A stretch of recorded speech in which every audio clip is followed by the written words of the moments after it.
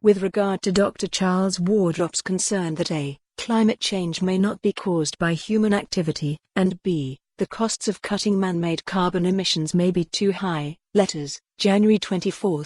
I trust Dr. Wardrop does not have grandchildren who will look back and say Grandpa knew what to do but he didn't do it.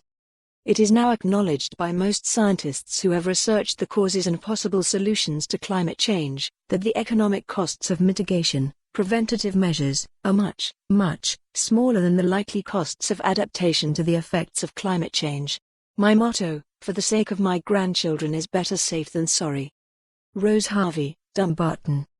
In focusing on the possible costs of carbon reduction actions, Charles Wardrop conveniently forgets another economic measure, the opportunity costs of not reducing these emissions.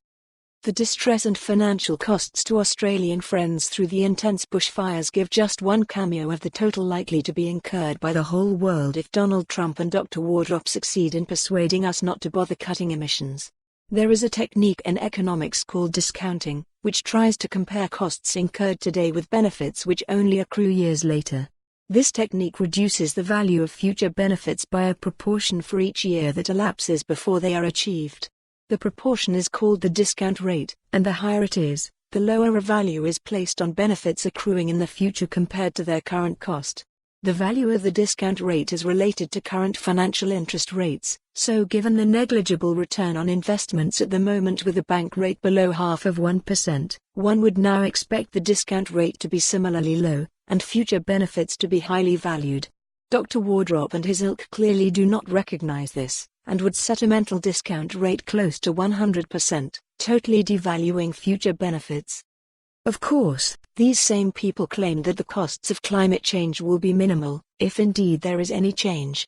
The fact that the scientific evidence contradicts this overwhelmingly matters not a jot if it potentially restricts their selfish activities. The last straw for any reasonable humanitarian is his suggestion that, because Scotland's emissions are only a small proportion of the global total, nothing need be done. So at what percentage of the total does it become morally necessary to take action?